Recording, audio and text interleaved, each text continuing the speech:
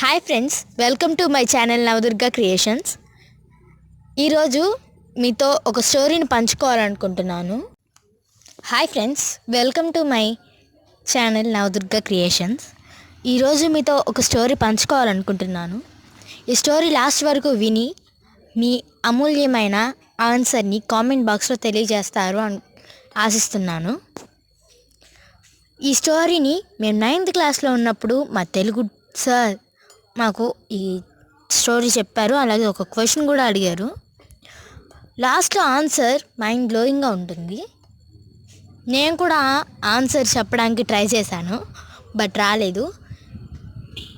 కానీ మా సార్ చెప్పాక ఇలా కూడా ఆన్సర్ చేయొచ్చా సమయస్ఫూర్తితో అని తెలుసుకున్నాను.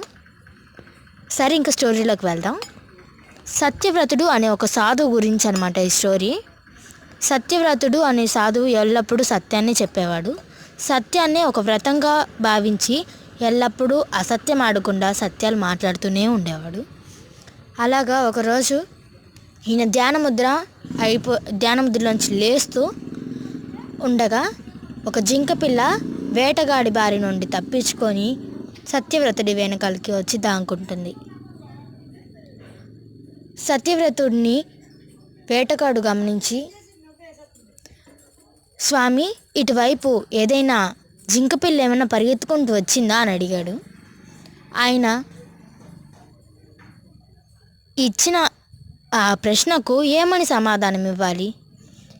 ఆయన సత్యవ్రతాన్ని భంగం చేసుకుంటూ ఆ లేడీ పిల్లను కాపాడాలా, లేదా అబద్ధం చెప్పకుండా వేటగాడుకు జింక నా వెనకే ఉందని నిజం చెప్పి జింక ప్రాణాలను ప్రమాదంలో పెట్టాలా? ఈ ప్రశ్నకు మీరైతే ఆ సాధు స్థానంలో ఉండి ఏమని సమాధానం ఇచ్చేవారు? కామెంట్ బాక్స్లో తెలియజేయండి. Thank you.